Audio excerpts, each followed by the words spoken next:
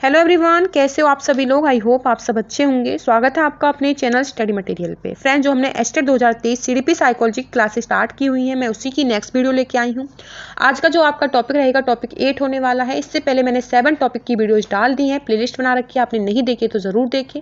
मैं आपको 30 नंबर की CDP psychology PRT TGT PGT level पर पूछी जाती है, उसकी तैयारी करा रही हूँ। इसी के साथ जो आपके अन्य सब्जेक्ट हो जाते हैं, जो कॉमन नंबर का आपका जो पेपर आता है, उसकी तैयारी भी मैं अपने चैनल पर आपको कराऊंगी। मैंने हरियाणा जी की क्लासेस भी स्टार्ट कर दी है, जो 10 नंबर की आपकी एस्टेट के एग्जाम में पूछी जाती है। प्रीवियस ईयर क्वेश्चंस हैं, 1 लाइनर क्वेश्चन रहेंगे, 500-600 क्वेश्चंस आपको कराने वाली हूं, उनसे बाहर चीजें नहीं जाएंगी। इसी के साथ बता दूं, हिंदी, इंग्लिश, मैथ, रीजनिंग की क्लासेस भी जल्दी ही स्टार्ट होने वाली हैं। ठीक है, मेरे इस चैनल पर स्टडी मटेरियल आप सब्सक्राइब कर लेना, वीडियोज को लाइक जरूर कर दिया करें। अगर आपको वीडियोज अच्छी लगती हैं तो कमेंट जरूर करके बताया करें, और अपने फ्रेंड्स में प्लीज फ्रेंड्स शेयर कर दीजिए, क्योंकि आपके शेयर लाइक हमें बहुत ज्यादा मोटिवेट करते हैं और आपके लिए आगे भी इसी तरह से काम करने का भी बहुत ज्यादा मन होता है। तो फ्रेंड्स, ज्यादा समय वेस्ट नहीं करना है, चलिए वीडियो की शुरुआत करते हैं। आज का जो आपका टॉपिक रहेगा पावलोव सिद्धांत रहने वाला, शास्त्रीय अनुबंधन का सिद्धांत। इससे पहले एक छोटी सी चीज मैं आपको और बता दूं, बहुत सारे बच्चे कमेंट कर रहे थे कि मैम टॉपिक वाइज आप प्रीवियस ईयर क्वेश्चन सॉल्व करा दीजिए टॉपिक के साथ ही। तो मैंने ये टॉपिक वाइज क्लासेस स्टार्ट की थी, मैं सोच रही थी कि जैसे ही मेरे सारे टॉपिक क्लियर हो जाएंगे तब मैं आपको प्रीवियस ईयर क्वेश्चंस प्रोवाइड करूं, लेकिन बच्चे बहुत ज़्यादा कह रहे हैं। तो आज ये जो टॉपिक रहेगा, ठीक है, इसके बाद जो अन्य टॉपिक्स आएंगे उनके प्रीवियस ईयर क्वेश्चंस भी साथ में आने वाले हैं। और जो ये टॉपिक मैंने करा दी है, 7-8 जो टॉपिक हो चुके हैं आपके, इनके प्रीवियस ईयर क्वेश्चंस की वीडियोज भी आपको जल्द ही मिल जाएंगी। तो आगे जो टॉपिक्स आएंगे उनके साथ ही प्रीवियस ईयर क्वेश्चंस रहेंगे। तो ये छोटी सी बात और मुझे बतानी थी। तो चलिए अब इस वीडियो की शुरुआत करते हैं। जय मां सरस्वती। देखिए, पावलोव थ्योरी क्या है, तो आपको समझना है पावलोव का सिद्धांत बहुत ही ज़्यादा इंपॉर्टेंट है। 1 से 2 नंबर का पूछा जाता है आपके एस्टेट के एग्जाम में। देखिए, सबसे पहले तो जो इनकी इंपॉर्टेंट बातें हैं वो समझ लीजिए। एक क्वेश्चन तो यही बन जाएगा कि इन्होंने कौन सा सिद्धांत दिया था। शास्त्रीय अनुबंधन का सिद्धांत इन्होंने दिया था। सबसे पहला जो पॉइंट है, यह एक रूसी मनोवैज्ञानिक है, आपको याद रखना है। जो आपके पावलोव हैं, कहाँ के मनोवैज्ञानिक हैं? रूस के मनोवैज्ञानिक हैं। इनको ही रूसी मनोवैज्ञानिक कहा जाता है। इनको 1904 में नोबेल पुरस्कार मिला था। एक बार एस्टेट के एग्जाम में एक क्वेश्चन बना था, तो आपको याद रखना है। उसके बाद जो थर्ड पॉइंट है, उनके अनुसार किसी की उत्तेजना, किसके अनुसार? पावलोव के अनुसार, किसी की उत्तेजना के पैरेलल अगर कोई सिग्नल निर्धारित कर दिया जाए तो वह समान प्रतिक्रिया, समान रिस्पॉन्स करेगा जितना वह उत्तेजना बढ़ाने पर करता है।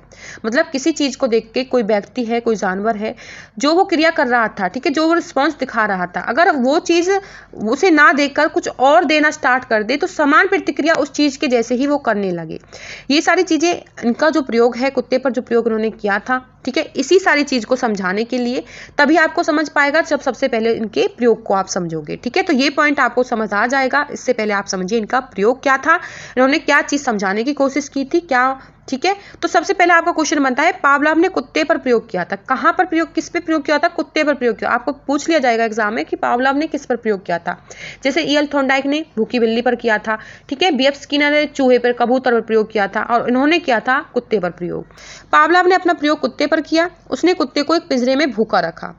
अब उसने उसे खाना दिया और खाना देखते ही कुत्ते के मुंह से लार टपकने लगी। जब वह कुत्ते को खाना देता तो क्या करता था? खाना देने से पहले वो घंटी बजा देता। कुछ दिन बाद कुत्ते को लगने लगा कि जब घंटी बजेगी तभी खाना मिलेगा। अब जैसे ही घंटी बजती थी तो कुत्ते के मुंह से लार टपकनी शुरू हो जाती। अब उत्तेजना को बढ़ाने का काम घंटी कर रही थी। इस तरह कुत्ता घंटी के साथ संबंध स्थापित कर लेता है। देखो क्या किया था उसने, कुत्ते को बंद कर लिया, उसको खाना दिया, खाना देखते ही कुत्ते के मुंह से लार टपकनी स्टार्ट हो गई। वो भूखा था, लेकिन वो क्या करने लगा, उसको डेली खाना देने से पहले घंटी बजा देता। तो कुत्ता समझ गया कि घंटी बजेगी फिर उसको खाना मिलेगा, घंटी बजने के बाद वो उसको खाना देता। तो अब क्या होने लगा, घंटी बजने से ही कुत्ते के मुंह से लार टपकनी स्टार्ट हो जाती। खाना ना दिखते हुए भी सिर्फ घंटी के बजने से ही उसके मुंह से लार टपकनी स्टार्ट हो जाती। तो उन्होंने इस चीज को ये समझाने की कोशिश की है कि उसने क्या किया, जो उत्तेजना उसके खाने को दिक्कत बढ़ती थी, अब वो उत्तेजना घंटी के बजने से हो गई, क्योंकि उसे लगने लगा कि हाँ घंटी बजेगी तभी उसको खाना मिलेगा। तो ये इस पॉइंट में यही चीजें उन्होंने समझाने की कोशिश की है कि उनके अनुसार किसी की उत्तेजना के पहले अगर कोई सिग्नल निर्धारित करते, उत्तेजना किससे हो रही थी? भोजन को देख के हो रही थी, उसके लिए सिग्नल निर्धारित कर दिया घंटी। ठीक है, घंटी बजने के बाद उसे पता चल गया था कुत्ते को कि घंटी बजेगी जाएगी और खाना आएगा। तो उन्होंने पैरेलल क्या कर दे, सिग्नल निर्धारित कर दे, तो वो समान प्रतिक्रिया करेगा। जो भोजन को देख के मुंह से लार टपका रहा था वो कुत्ता, वो सिर्फ घंटी के बजने से ही लार टपकाना स्टार्ट कर देगा। तो ये पॉइंट इस तरह से आपको समझ में आएगा, ठीक है।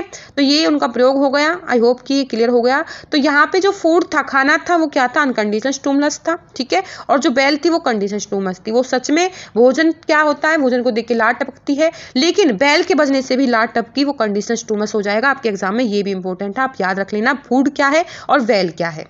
उसके बाद कुछ पॉइंट हैं स्टेजेस ऑफ क्लासिकल कंडीशनर, बहुत ज़्यादा इंपॉर्टेंट हो जाते हैं आपके एग्जाम पॉइंट ऑफ व्यू से।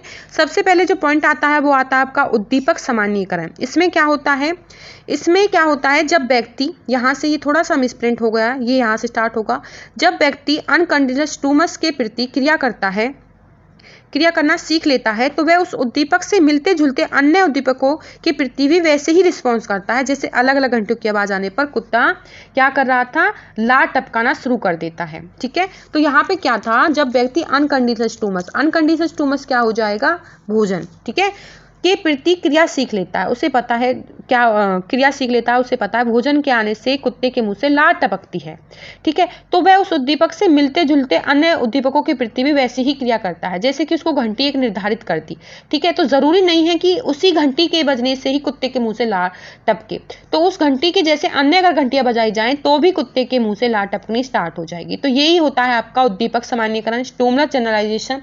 जब व्यक्ति अनकंडीशनल स्टिमुलस के प्रति क्रिया सीख लेता है, ठीक है, वो सीख लेता है कि घंटी बजेगी और उसके मुंह से लार टपकेगी, तो वो मिलते जुलते स्टिमुलस जो होंगे, उद्दीपक जो होंगे, उनके प्रति भी वो क्या करेगा, सेम प्रतिक्रिया करेगा। सेम घंटियों के बजने पर सेम उसके मुंह से लार टपकनी स्टार्ट हो जाएगी। तो आई होप ये पॉइंट आपको क्लियर हुआ होगा। उसके बाद जो सेकंड पॉइंट है आपका स्टेजेस ऑफ क्लासिकल कंडीशनिंग का, वो है विलोपन। विलोपन में क्या होता है, अगर कंडीशनल स्टिमुलस, ठीक है, अगर कंडीशनल स्टिमुलस के बाद अनकंडीशनल स्टिमुलस प्रदान न करे तो कुछ समय बाद रिस्पॉन्स आना बंद हो जाएगा। क्या, जैसे कि वो कुत्ते को घंटी बजने के बाद भोजन देता था, अब वो भोजन देना बंद कर दे, घंटी तो बजाए लेकिन भोजन ना दे, तो क्या वो कुत्ता जो है हमेशा ऐसे घंटी के बजने पर लार टपकाना स्टार्ट रखेगा? नहीं रखेगा, वो चीज़ खत्म हो जाएगी, क्योंकि उसे पता है कि अब घंटी जैसे उसको घंटी के तुरंत बाद भोजन दिया जाता था, तो वो समझ गया कि घंटी बजेगी भोजन मिलेगा। अब घंटी बजने के बाद उसे भोजन ना दिया जाए तो वो समझ जाएगा कि घंटी बजने के बाद भोजन नहीं दिया जाता है, तो ये चीज़ अब खत्म हो जाएगी। लार जो टपका रहा था कुत्ता, वो लार टपकाना अब बंद कर देगा। तो यही विलोपन होता है। आई होप ये पॉइंट आपको क्लियर हो गया होगा। अगर भोजन देना बंद कर दिया जाएगा तो कुत्ते के मुंह से लार टपकना भी बंद हो जाएंगी, तो ये आपका विलोपन हो जाएगा, ठीक है। उसके बाद चलते हैं नेक्स्ट पॉइंट पर, विभेद। विभेद क्या होता है, डिस्क्रिमिनेशन इसको कहते हैं। इसमें व्यक्ति ओरिजिनल और अनकंडीशनल स्टिमुलस है और अदर स्टिमुलस के बीच विभेद सीख लेता है। कैसे, जो घंटी बजने के बाद उसको खाना दिया जाता था उसका फर्क, और जो अन्य घंटियां बजने के बाद उसको खाना नहीं दिया जा रहा है, तो वो विभेद समझ जाएगा कि हाँ, इसी घंटी के बजने के बाद उसे खाना दिया जाए। तो ये इसमें आता है, विभेद अंतर करना शुरू कर देता है। जैसे बहुत सारी घंटी बजाने के बावजूद कुत्ता यह पहचान ले कि किस घंटी की आवाज़ के बाद ही उसे खाना मिलेगा, तो ये हो जाएगा आपका विभेद, डिस्क्रिमिनेशन। छोटा सा टॉपिक था, पॉवलोव यहीं से पूछा जाता है, इनसे बाहर चीज़ें नहीं पूछी जाती हैं, ठीक है। ये सारी पॉइंट आप याद कर लेना। फूड क्या है, अनकंडीशनल स्टिमुलस। वेल क्या है, कंडीशनल स्टिमुलस।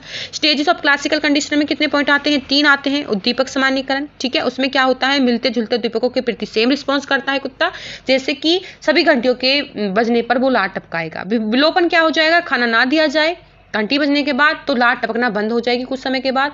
विभेद क्या है, अंतर समझ जाएगी, हाँ, इसी घंटी के बजने के बाद उसको खाना दिया जाएगा। तो ये पॉइंट आप जरूर याद रखें, इनका प्रयोग याद रखें। उन्होंने कुत्ते पर प्रयोग किया था, ठीक है, पिंजरे में बंद रखा, किस तरह से रखा और क्या उन्होंने बातें की हैं, कहाँ के मनोवैज्ञानिक है, नोबेल पुरस्कार के बारे में याद रख लेना, इनका सिद्धांत का नाम जरूर याद रख लेना। तो आज की इस वीडियो में इतना ही, ठीक है। आपके जितने भी मोस्ट इंपोर्टेंट प्रीवियस क्वेश्चन इस टॉपिक से रिलेटेड बनेंगे, मैं आपको वीडियो प्रोवाइड करूंगी, उसमें सभी क्वेश्चंस आपको मिल जाएंगे। आई होप ये पॉइंट आपको क्लियर हुए होंगे।